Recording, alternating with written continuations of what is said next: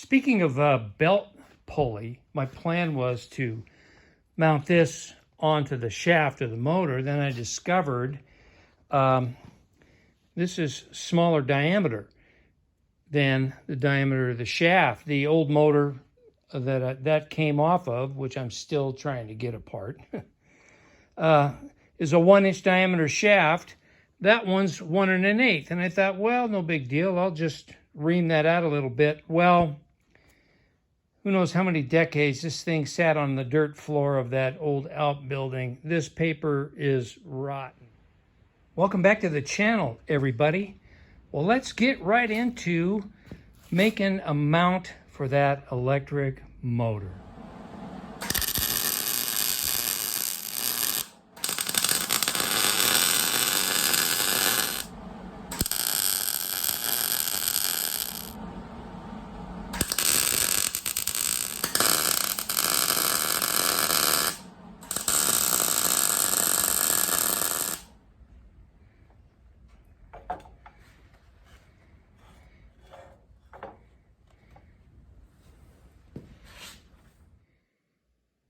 What I'm thinking is I'm going to cut 3 lengths of angle iron 1 inch wide.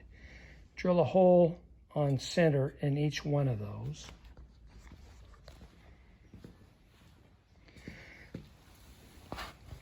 Weld them about a 1/2 inch below the top here, and then weld a bolt, to the bottom of the plate going through that hole, and put some nuts on there, and that will give me up and down adjustment at 3 points in the back, and 1 in the back, 2 in the front. So that will allow me to adjust up, down, fore and aft, and then also allow me to put proper tension on the belt, and it'll be a solid mount. And then this thing will be straight in line with the driven pulley and the step pulley without having to rely on weight of the motor leaning one way or the other to provide belt tension. That's what I'm thinking anyway.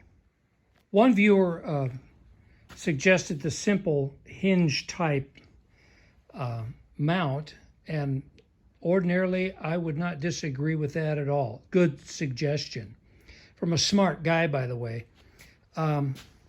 But in my case, I'm not using a V-belt. I'm using a flat belt.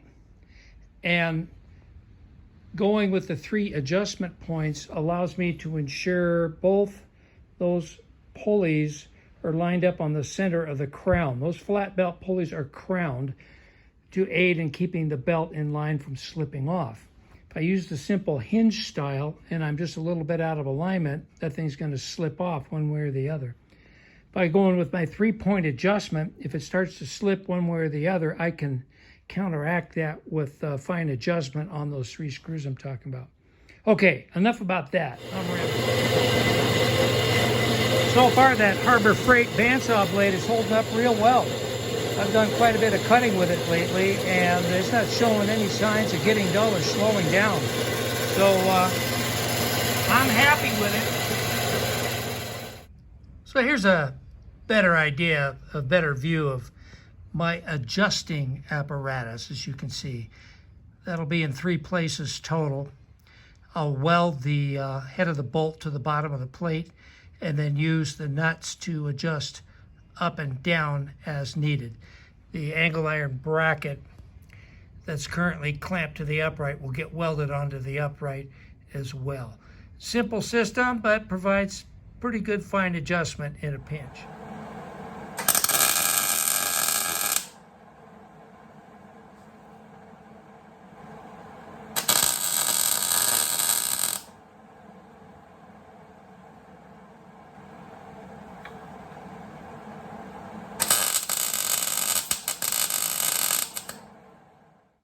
All right, the motor mounting stanchions are all welded up. I don't think I'm going to need any cross bracing. That's pretty solid. And I've got the motor mounting plate. I got the studs all welded on there, and it's got a couple of coats of paint on it. It's drying. So what I'm going to do now, I'm going to hook the cherry picker up to the hoist, lift it up, unbolt the cherry picker to the hoist. I'm going to hoist the drill press up and unbolt the subbase from it. And then I'm going to do quite a bit of grinding and wire wheeling on that subbase and wipe it down with mineral spirits and start getting paint on it. I'm not going to film any of that. Well, maybe a couple of little snippets just to show that I did it. Because, I mean, wire wheeling and painting is really not riveting content. So, I'll get going on this next phase.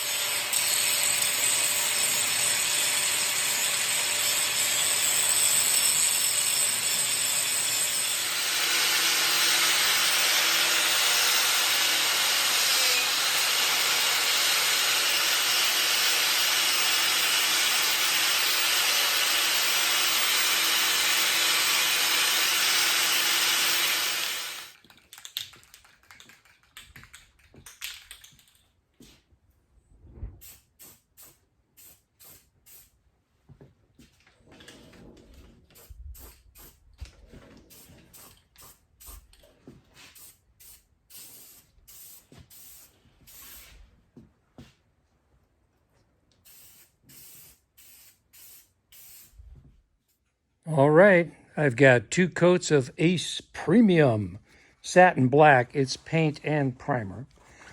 I got this all painted up, and you know, paint does a great job of exposing imperfections, so my Gorilla Glob welds will stand out gloriously.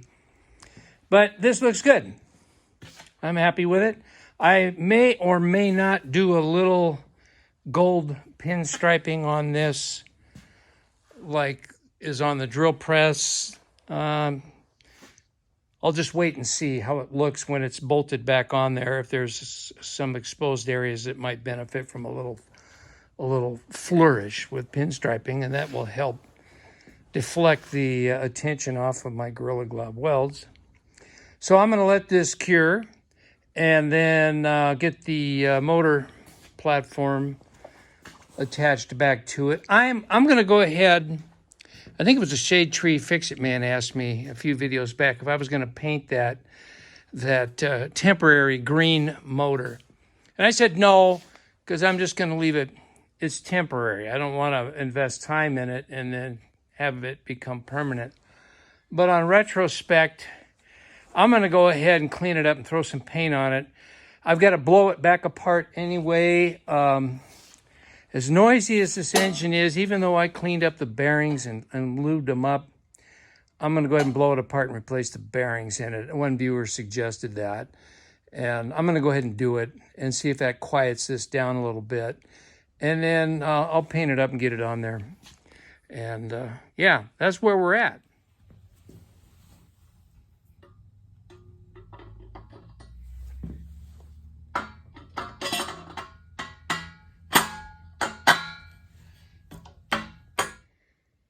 I realized my mistake too late. I should have welded these stanchions solid with the mounting plate in place. I took it off, and of course there was some warpage and movement.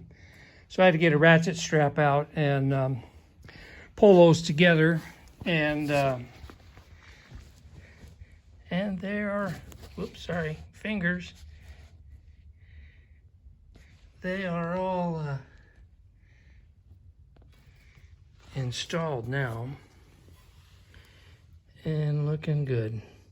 So I'm going to take these 3 nuts there, just screw them on there loosely, and then that'll be all ready for when I mount the motor.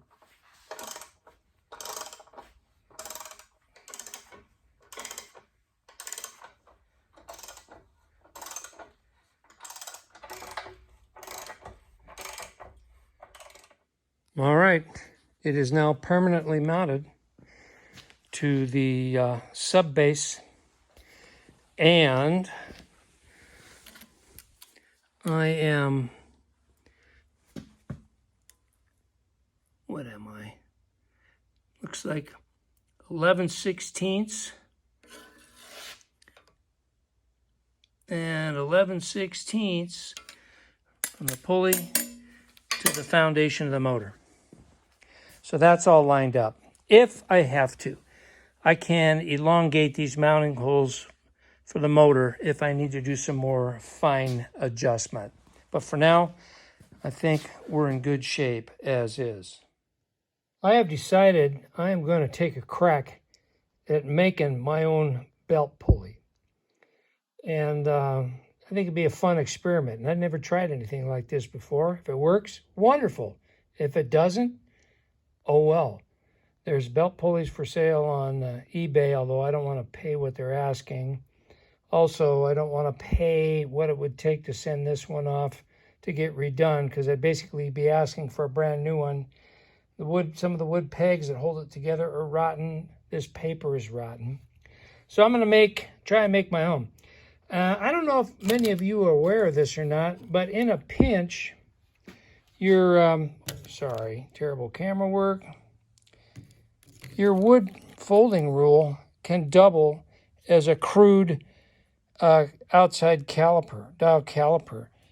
You can adjust this like so and get your outside measurements. I've used this method quite a number of times. And I mean, it's not as good as like a real caliper, but hey, it works. And if it works, is it wrong? All right, using my cheesy caliper method, I measured the center for the crown and then the two outside edges. So in the center where the crown is, I'm a 4-inch diameter, and on the outside edges, I'm 3 3/4. So, well, I also got to measure the length of this thing. What are we looking at here? About, looks like 3.5 inches will do it. So, what I am going to do, I'm going to go sort through the scrap hoard of wood. I got the big Powermatic bandsaw going. I got new tires and a new blade on it. I'm going to go sift through the hoard of scrap wood I have under my jigsaw and see what I got to work with. I have temporarily converted my dividers into a compass, and it works quite well. I've got the first piece laid out. I'm going to go a little big on all these diameters so I have room to file them down afterwards to get the finished diameter I'm looking for.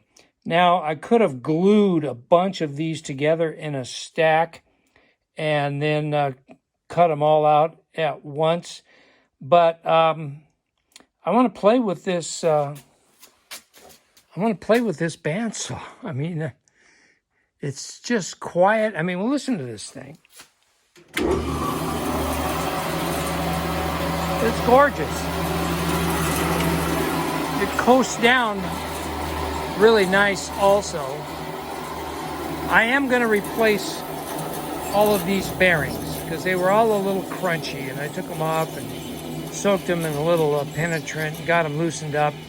But they're good enough for this quick project. But I am going to replace all those top and bottom.